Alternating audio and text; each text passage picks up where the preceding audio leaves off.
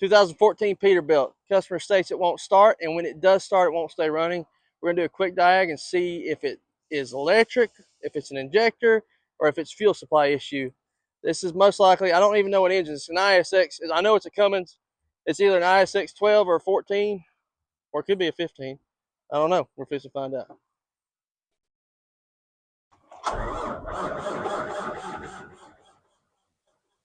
So first thing we're gonna do, we're gonna let this connect while we go see what engine's in it. We're gonna check some low pressure stuff on the fuel system. Truck's really clean, low mileage truck too.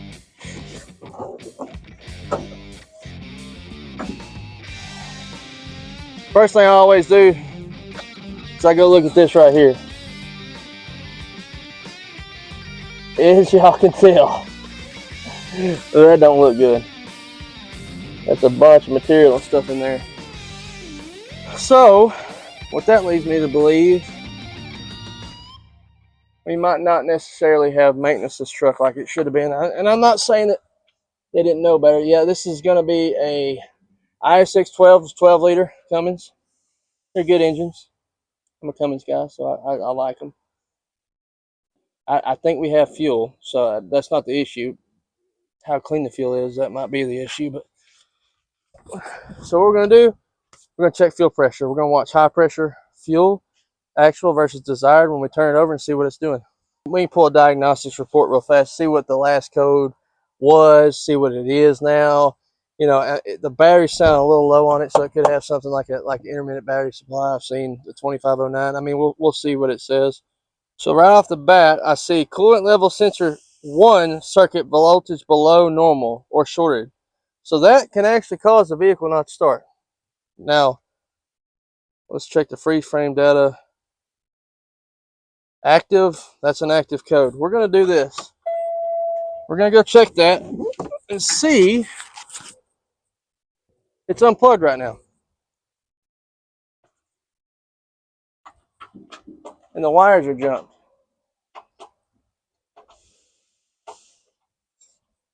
So why did we do that? So what we want to check now is seeing what was going on through MacGyver's mind on this one here. You can jump these, but some of these have a different reading on voltage. And what we're going to do is see the wires pinch right there. We're going to see if it's an open circuit now, because that's what it had before. We're going to see if the code changes. They shorted that out. I just want to know where that pigtail is. We might need that.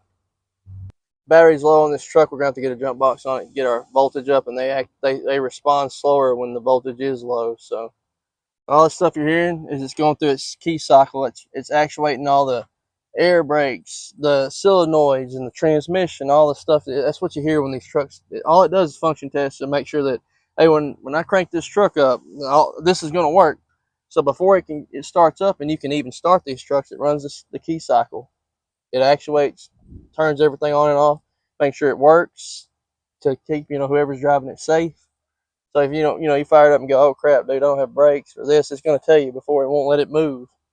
And some of that, people get frustrated with stuff like that, but that's somebody's life, their safety that, we take serious. We want to make sure this truck's at 100% for these guys. I mean, a lot of times people don't realize what this truck does and what it can do, keeping our families fed, keeping us having fuel, keeping us, all these things these big trucks do. They play a huge role in, I know for a fact, one-way diesel, your personal life, just getting products, moving them around. We take these big trucks serious here at One-Way Diesel, make sure they're 100%. And if the customer, he doesn't know, he might not even know he has an issue with something, we let them know. If they don't want to fix it, that's okay, but they're aware, they know there's a problem with it. We have fuel pressure. So something else is shutting us down. Now I'm going to tell you, I most likely think it's that coolant sensor. So on a lot of the older trucks, you can get by with just jumping them. Some of these have different resistance. We need to know what it needs to see. And we also need to know why somebody did that, and was it actually low on coolant?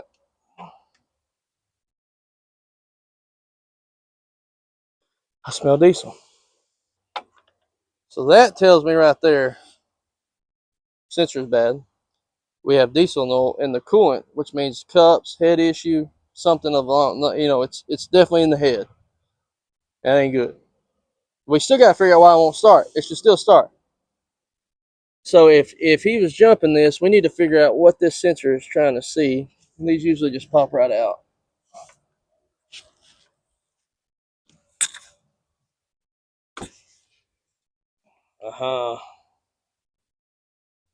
And if y'all look right here, it's a 3-pin plug. So sometimes these are resistance wires.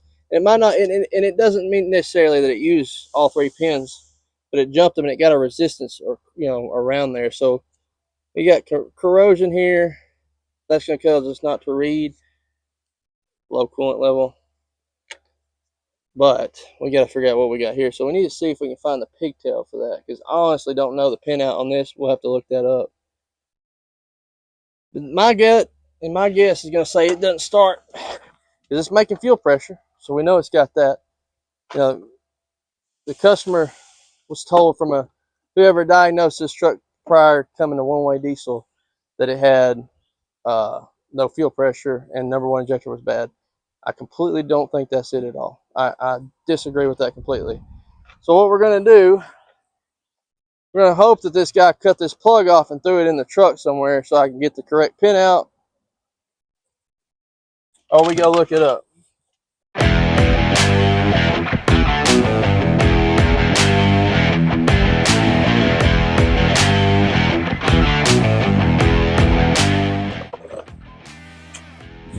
Voila.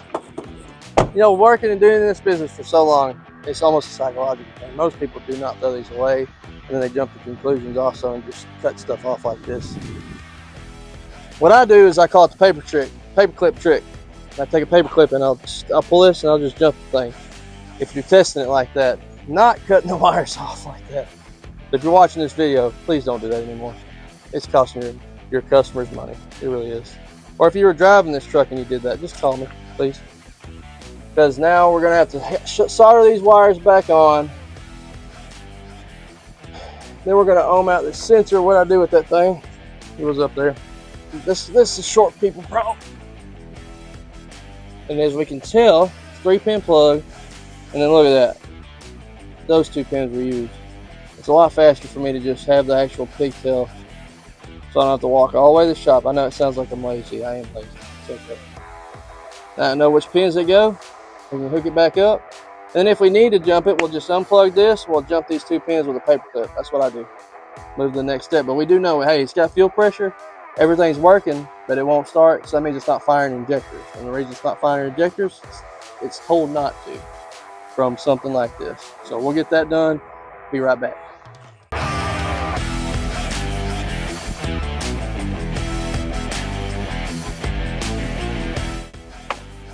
All right, now what we're gonna do, we're gonna see if Mr. Code went away. So if y'all look right now, look at that, code inactive.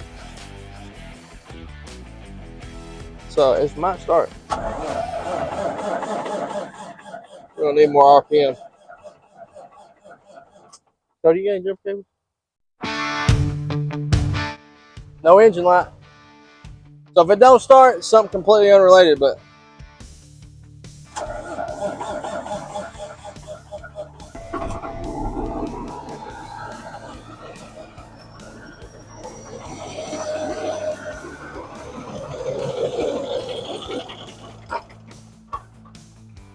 go ahead and fire it over.